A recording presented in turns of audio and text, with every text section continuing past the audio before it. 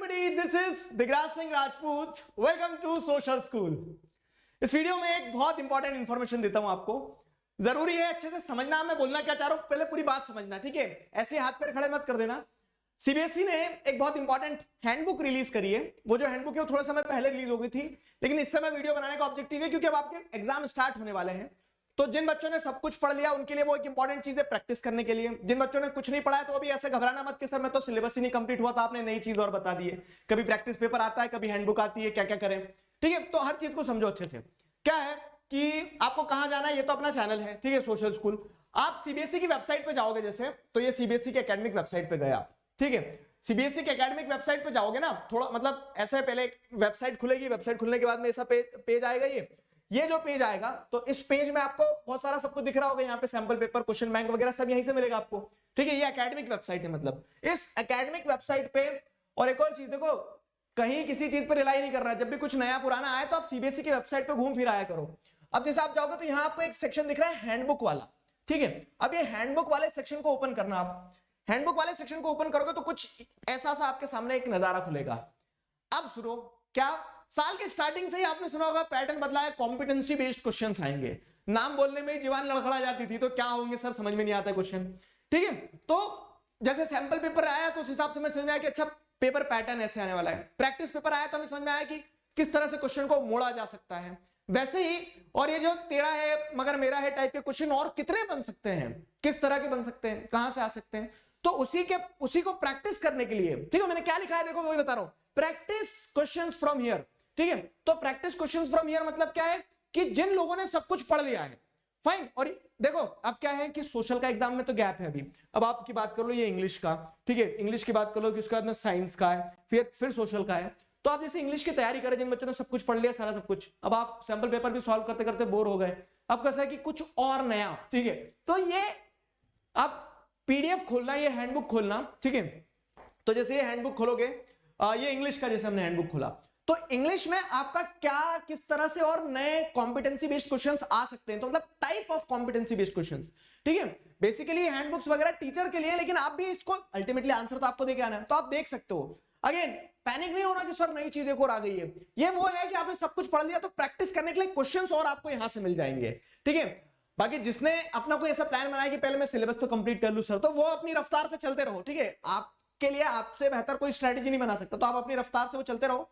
Point यहां पे ये है कि प्रैक्टिस करना है अगर कॉम्पिटेंसी बेस्ड क्वेश्चन, तो यहां पे दिए हुए हैं. जैसे अब ये इंग्लिश की बात कर रहे हैं, ठीक है, हो जाए रोड, ठीक है? तो ये इंग्लिश की अगर बात करें तो अब इंग्लिश का जो कॉम्पिटेंसी बेस्ड क्वेश्चन का पीडीएफ है, तो ये जैसे अगर आप देखेंगे तो इसमें आपको क्या देखने को मिल रहा है कि इसमें सीबीएसई ने इस तरह से ये टेबल ऑफ कंटेंट्स में देखोगे तो ग्रामर, राइटिंग सेक्शन हो गया, लिटरेचर में फुटप्रिंट्स विदाउट फिट, वाह, ठीक है? फिर क्या है, फर्स्ट फ्लाइट. तो ये जो बुक्स है, ठीक है, राइटिंग सेक्शन, ग्रामर सेक्शन, सब पे कैसे क्वेश्चन आ सकते हैं, ठीक है, वो इस तरह से दिया है. तो ये इंग्लिश का हो गया.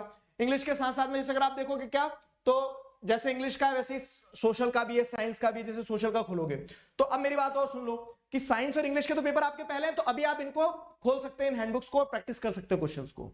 बात रही सोशल की, ठीक है? तो हाथ मत लगा देना सोशल के हैंडबुक को. क्यों? क्योंकि बता रहा हूं, प्रेशर में मत आना. ये जो मैं आपको सिर्फ एक इंफॉर्मेशन दे रहा हूं कि डाउनलोड करके रख लेना.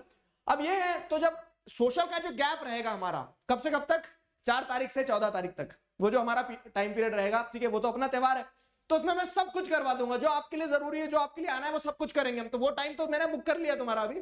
बाकी अभी जो अपने पेपर्स सामने, उनके लिए आप यहां से ऐसे पढ़ सकते हो.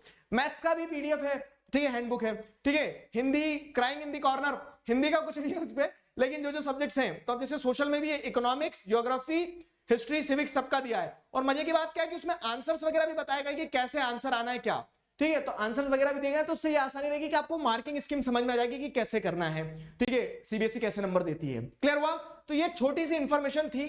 तो मैं उम्मीद करता हूं कि आपको समझ में आई सारी कहानी, कि आखिरकार कहानी है क्या, ठीक है? आखिरकार कहानी है क्या, वो आपको समझ में आया. इसके अलावा एक और इंपॉर्टेंट चीज सुन लो. अब क्या आपकी पिक्चर बेस्ड क्वेश्चन जो हम पढ़ रहे थे, पिक्चर बेस्ड क्वेश्चन जो हम पढ़ रहे थे, कौन सी क्लास 10th की अगर बात करें तो हिस्ट्री के पिक्चर बेस्ड कंप्लीट करवा दिए मैंने. 9th वाले बच्चे भी अगर आ गए वीडियो पे यहां तक तो सुनते जाओ.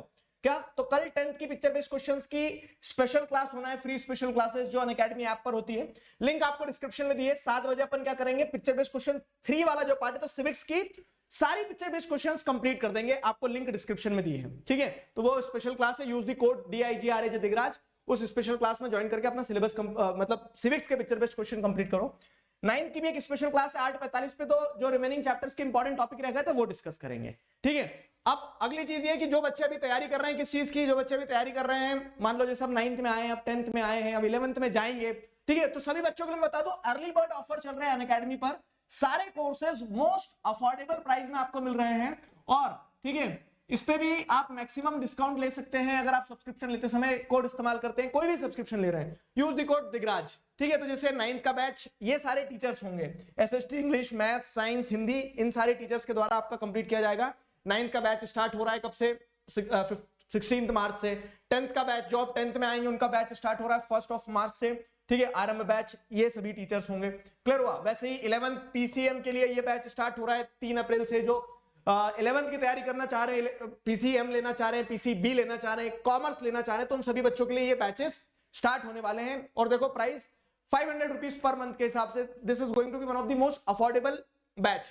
समझ में आया? तो this was the whole story. I hope आपको हैंडबुक वाली इंफॉर्मेशन समझ में आ गई, कॉम्पिटेंसी बेस्ड क्वेश्चंस का क्या करना है वो समझ में आ गया। तो अभी के लिए साइन ऑफ करता हूं, साइन ऑफ कर रहा हूं, ठीक है। मिलेंगे और इसी तरह के सेशंस में, पिक्चर बेस्ड क्वेश्चन में कल मिलते हैं, लिंक आपको सारी डिस्क्रिप्शन में मिल जाएगी। तब तक अपना ध्यान रखिए, मुस्कुराते रहिए। Signing off with this, together we can, we will. Thank you very much.